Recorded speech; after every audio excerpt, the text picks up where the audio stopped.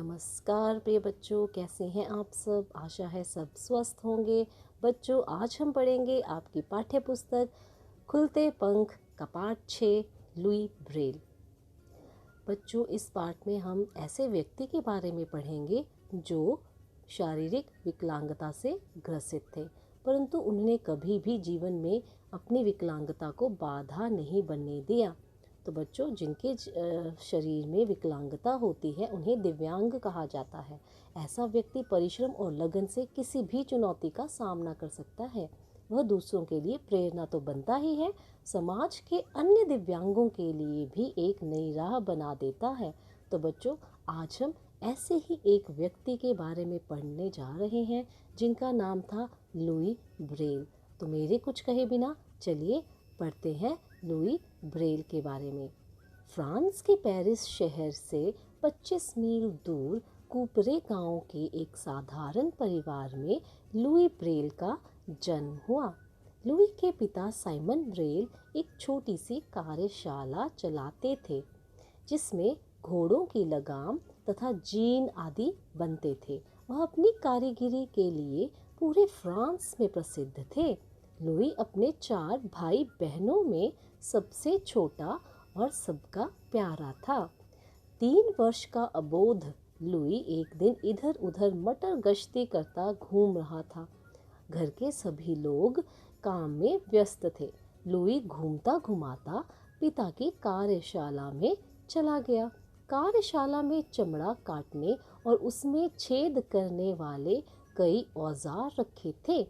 नन्हे लुई ने चमड़े में छेद करने वाला एक औजार उठा लिया और उससे चमड़े पर कुछ बनाने लगा। औजार उससे संभल ना पाया और उसकी आंख में लग गया। बच्चे की चीख सुनकर उसकी माँ दौड़ी आई। आंख में घाव हो गया था। माँ ने आंख धोकर दवा डालकर पट्टी बांध दी, किंतु लुई की आंख में इन्फेक्शन हो गया और वह दूसरी आंख से में भी फैल गया। धीरे धीरे लुई की आंखों की रोशनी चली गई। उसके माता पिता उसे लेकर पेरिस गए। नेत्र विशेषज्ञों से सलाह की, पर काफ़ी देर हो चुकी थी। वे निराश लौट आए। Excuse me. नन्हा लुई इस दुर्घटना के बाद गंभीर हो गया। उसकी चंचलता समाप्त हो गई। लुई के माता पिता उसके भविष्य को लेकर चिंतित हो उठे, किंतु उन्होंने हिम्मत नहीं हारी। वे नहीं चाहते थे कि लुई अपने कामों के लिए दूसरों पर आश्रित रहे। वे सदैव उसे अपना काम स्वयं करने के लिए प्रोत्साहित करते। पिता ने उसे चमड़ा पॉलिश करना सिखाया। लुई माँ के कामों में उनकी मदद करता था। 6-7 वर्ष की आयु में वह छड़ी की सहायता से गांव में घूमने लगा। तभी कूपरे के चर्च में एक पादरी जैक्विन्स पे लुई आए। उनकी नज़र लुई पर पड़ी और उन्होंने उसे अपना लिया। लुई के जीवन में प्रकाश आ गया। वह उसे लेकर किसी बड़े वृक्ष के नीचे बैठ जाते, उसे बाइबल की कहानियाँ सुनाते, विज्ञान और इतिहास की कहानियाँ सुनाते। उन्होंने ही लुई को फूलों और पक्षियों की पहचान कराई, साथ ही संगीत भी सिखाया। लुई ने मन में ठान लिया कि वह जीवन में कुछ करके दिखाएगा। कूपरे में एक ही स्कूल था। पादरी ने स्कूल के अध्यापक से बात करके उसे स्कूल में भर्ती करवा दिया। पहले पहल तो वह अन्य सामान्य बच्चों में सहमा सहमा रहता था, किंतु धीरे धीरे उसने अपनी प्रतिभा से सबको प्रभावित कर लिया। उसकी याददाश्त पहले ही तेज थी, अभ्यास से और अच्छी हो गई। आगे की पढ़ाई के लिए पादरी जैक्विन्स पे लुई ने पेरिस के अंध विद्यालय में लुई का दाखिला करवा दिया। वहाँ भी लुई ने अपनी असाधारण योग्यता और विनम्र व्यवहार से सभी को प्रभावित किया। लुई हाथ के काम में बहुत दक्ष था। पहले वर्ष ही लुई को सबसे अच्छी बुनाई और चप्पलें बनाने के लिए पुरस्कार मिला। शाम को लुई वहाँ संगीत सीखता था। उसने अनेक वाद्य यंत्र बजाने सीख लिए, किंतु सबसे अधिक आनंद उसे पियानो बजाने में आता था। लुई अपने नए स्कूल में खुश था, किंतु एक बात लुई को बहुत खटकती थी। दृष्टिबाधित छात्रों को पढ़ने में बहुत मुश्किल होती थी। ऐसे छात्रों के लिए पुस्तकें नहीं थीं। उनके लिए पढ़ पाने का केवल एक ही तरीका था। हर अक्षर को कागज़ पर उभार कर छापा जाता था, जिससे छूकर वे महसूस किया करते थे। लेकिन इस विधि से अक्षर सीखना और पढ़ना उनके लिए बहुत कठिन था। लुई ने इस समस्या को दूर करने का निश्चय कर लिया। तभी सन 1821 में चार्ल्स बारबियर नामक फ्रांसीसी सज्जन अंध विद्यालय में आए। उन्होंने सैनिकों के लिए रात के अंधेरे में संदेश पढ़ने के लिए एक लिपि तैयार की थी। उन्होंने अपनी लिपि का प्रदर्शन किया। इस लिपि में मोटे कागज़ पर कुछ रेखाओं और बिंदुओं को उभारा जाता था, जिससे सैनिक रात के अंधेरे में स्पर्श से संदेश पढ़ लेते थे। लुई को अपनी मंजिल दिखाई देने लगी। लुई जी जान से एक नई लिपि बनाने में जुट गया। लुई ने मोटे कागज़ पर 6 बिंदुओं का एक नमूना पेंसिल से बनाया। यह नमूना ठीक उसी तरह का था जैसे लूडो के पासे की सतह पर होता है। फिर उसने बिंदुओं को उभार कर वर्णमाला के प्रत्येक अक्षर का नमूना तैयार कर लिया। यह तरीका एकदम सरल था। लुई की खुशी का ठिकाना न रहा। उसने दृष्टिबाधितों के पढ़ने के लिए एक नई सरल लिपि विकसित कर ली थी। सन 1829 में लुई ने इस लिपि को प्रकाशित किया। लुई लगातार बिंदियों वाली अपनी पद्धति पर कार्य करते रहे। 8 वर्ष बाद उन्होंने उसका संशोधित रूप दुनिया के सामने रखा। लुई घंटों पुस्तकालय में बैठकर उभरी हुई बिंदियों वाली किताब बनाते। कठोर परिश्रम और पेरिस की नमी ने उनके स्वास्थ्य पर बुरा प्रभाव डाला और वे बीमार रहने लगे। डॉक्टरों ने जांच करके बताया कि लुई को तपेदिक टीबी हो गई थी। उन दिनों इस बीमारी का कोई इलाज ना था। सन 1844 में उनकी तबीयत बहुत अधिक खराब हो गई। उन्हें स्कूल की नौकरी छोड़नी पड़ी। तब तक उनकी पद्धति ब्रेल लिपि के नाम से जानी जाने लगी थी।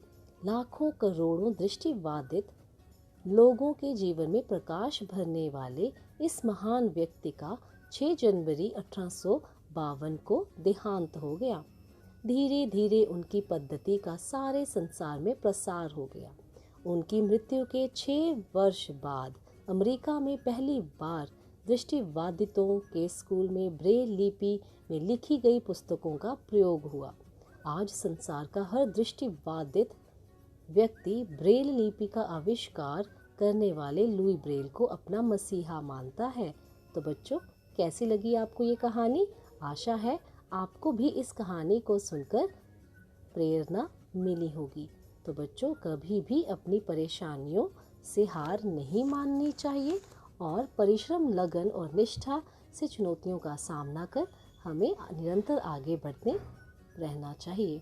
तो बच्चों, अब हम करेंगे इस पाठ के शब्दार्थ और मुहावरे और उनके वाक्य प्रयोग। तो बच्चों, हमारा पहला शब्द है अबोध, जिसका अर्थ है नासमझ। अबोध, नासमझ। तो वाक्य बनाएंगे हम। अबोध बच्चे अबोध और मासूम होते हैं। आजकल काफ़ी अबोध बच्चों का अपहरण हो रहा है। मटर गश्ती, मस्ती। मटर गश्ती अर्थ है मस्ती। हमने गर्मी की छुट्टियों में खूब मटर गश्ती की। शनिवार और रविवार को हम सब खूब मटर गश्ती करते हैं। व्यस्त, किसी काम में लगा हुआ। व्यस्त अर्थ है किसी काम में लगा हुआ। सब लोग जन्माष्टमी की तैयारियों में व्यस्त हैं। मेरी माँ घर के कामों में व्यस्त है। विशेषज्ञ, किसी विषय का अच्छा जानकार। विशेषज्ञ, किसी विषय का अच्छा जानकार। यह डॉक्टर त्वचा रोग का विशेषज्ञ है। कोरोना की जांच तो विशेषज्ञ ही कर सकते हैं। अगला शब्द है आश्रित। अगला शब्द है आश्रित। अर्थ है निर्भर। आश्रित, निर्भर।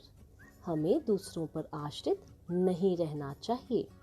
छोटे बच्चे पूरी तरह से माँ पर आश्रित होते हैं।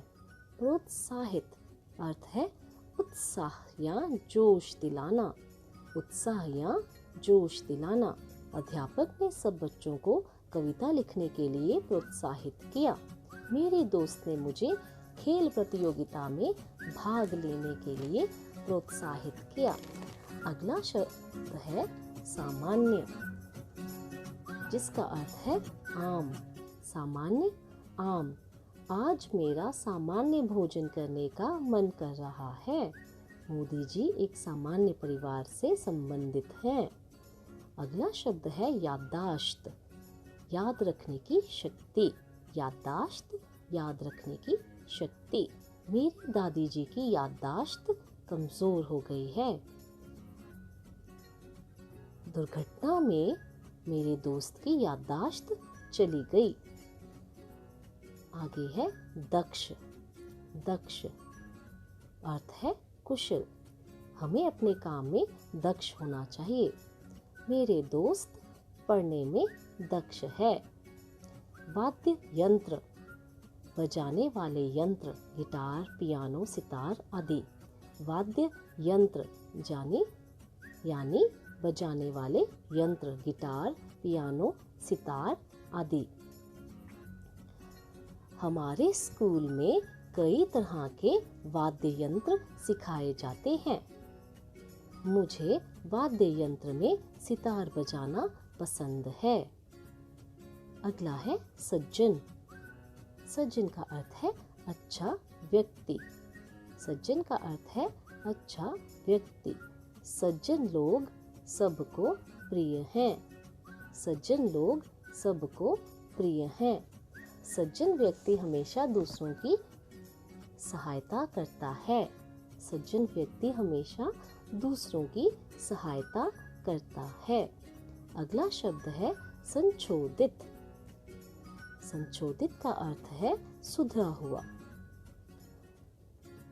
टीचर ने मेरे कार्य को संशोधित किया।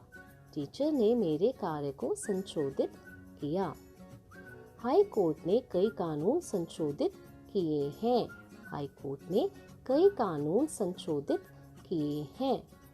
अगला शब्द है स्पर्श, जिसका अर्थ है छूकर। स्पर्श, छूकर। माँ ने मेरे सिर को प्यार से स्पर्श किया। माँ ने मेरे सिर को प्यार से स्पर्श किया। मीरा ने गलती से बिजली की तार को स्पर्श कर लिया।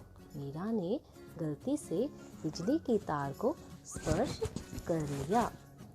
अगला शब्द है मुहावरा है खुशी का ठिकाना ना रहना। खुशी का ठिकाना ना रहना, जिसका अर्थ है बहुत खुश होना। बहुत खुश होना। परीक्षा में प्रथम आने पर मेरी खुशी का ठिकाना ना रहा। पिताजी के आने की खबर सुनकर सबकी खुशी का ठिकाना ना रहा। अंतिम शब्द है प्रसार, इसका अर्थ है फैलना। प्रसार, फैलना। हमें स्वच्छता का प्रसार करना चाहिए। सारे संसार में स्वच्छ भारत, सारे भारत में स्वच्छ भारत अभियान का प्रसार हो रहा है। 5 तारीख को अयोध्या में राम मंदिर के शिलान्यास का प्रसार होगा। आशा है आपको वाक्य प्रयोग करना आ गया होगा।